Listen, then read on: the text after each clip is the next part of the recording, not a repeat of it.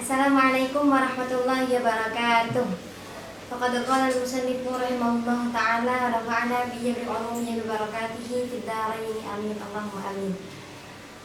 Bismillahirrahmanirrahim. Faslun fi mujibil ghusli wal ghuslu lughatan sayranul ma'i 'ala syai'i mutlaqan wa syar'an sayranuhu 'ala jami'il badani bi niyatin makhsusatin.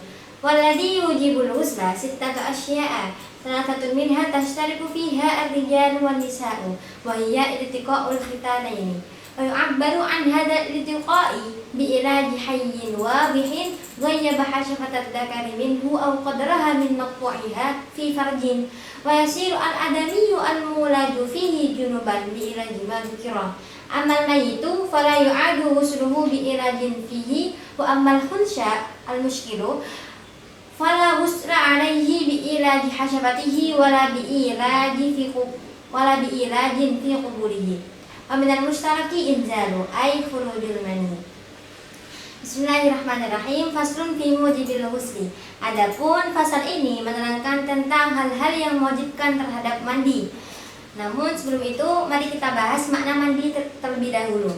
Wal ghuslu lughatan sayranul ma'i 'ala syai'i mutlaqan. Adapun mandi secara bahasa yaitu adalah mengalirnya air terhadap sesuatu secara mutlak. Baik sesuatu itu merupakan benda atau badan atau benda seperti contoh meja, tembok dan lain-lain. Mutlaqan secara mutlak baik mengalirkannya itu disertai dengan niat ataupun tidak. Contoh saya menyiram meja dengan tanpa niat atau dengan niat, maka itu disebut dengan mandi secara bahasa.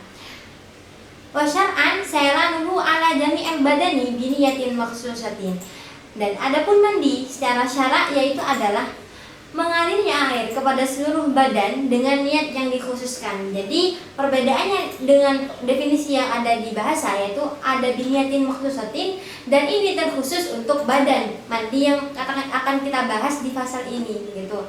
Seperti saya mandi untuk menghilangkan hadas besar dari hadas haid contohnya, atau hadas nifas atau hadas yang lain-lain. Namun mengkhususkan niat untuk mandi ini tidak hanya berlaku kepada mandi yang diwajibkan saja. Jangan nunggu kita diwajibkan mandi baru kita mandi. Jadi tidak begitu, kita boleh mengkhususkan mandi untuk hal-hal yang sunnah. Contoh seperti kita mandi untuk menghadiri salat Jumat atau mandi untuk menghadiri salat sunnah yang lain. Kemudian masuklah kita kepada keterangan ini. Walladhi yujibul ghusla sittatu asya'a salasatun minha tashtariku fiha ar-rijalu wan nisa'u. Adapun hal-hal yang mewajibkan terhadap mandi itu ada 6 perkara. 3 dari 6 perkara tersebut yakni laki-laki dan perempuan sama-sama mengalaminya. Wahia iltiqa'ul khitanaini. Yang pertama diantaranya itu adalah bertemunya 2 alat kelamin. Bertemunya 2 kelamin yaitu kelamin laki-laki dan perempuan. Namun akan dijelaskan lebih detail lagi bertemunya itu bagaimana. Wa yu'abbaru an hadzal iltiqa'i bi ilaji hayyin wadihin ghayyaba hashafatad dzakari minhu aw qadraha min maqtu'iha fi farjin.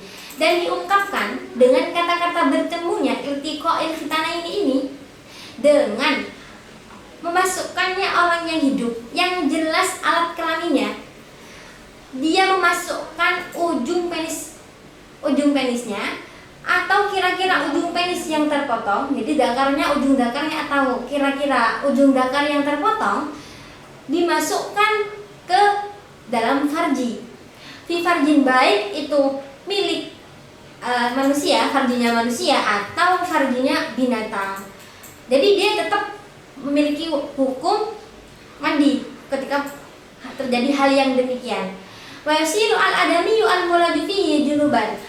Maka dari itu ketika terjadi hal yang demikian bertemu ujung penis dakar dengan farji, dimasukkan ujung penis dakarnya ke dalam farji, maka wa yasiru adami orang yang kemasukan penis dakar, ujung penis dakar ke dalam farjinya itu statusnya menjadi orang yang junub. Bi'ilaji madzikra sebab kemasukan penis dakar tadi. Begitu. Amal mayyitu fala yu'adu ghusluhu bi'ilajin fihi. Adapun seorang mayit yang dalam keadaan mayit ini sudah dimandikan, maka tidak perlu mandinya itu diulangi yang kedua kalinya sebab farjinya dimasuki oleh penis begitu. Jadi karena kenapa? Karena dengan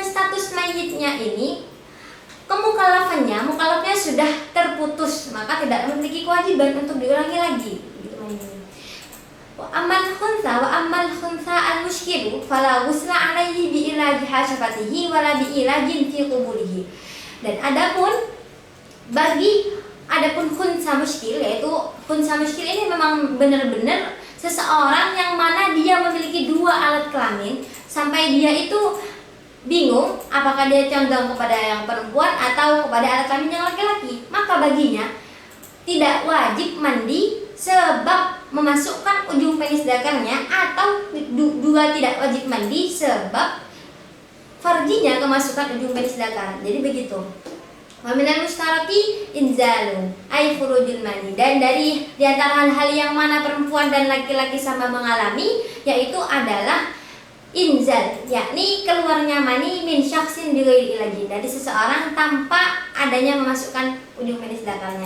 Sebenarnya yang ketiga di antara yang laki-laki dari perempuan sama-sama mengalaminya yaitu adalah mati, kecuali matinya orang syahid. 3 yang terakhir dari 6 itu hanya terkhusus untuk perempuan, seperti haid, nifas, dan wiladah.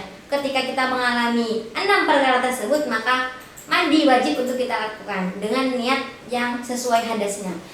Mungkin cukup sekian dari saya. Wassalamualaikum warahmatullahi wabarakatuh. Berapa menit, Pak?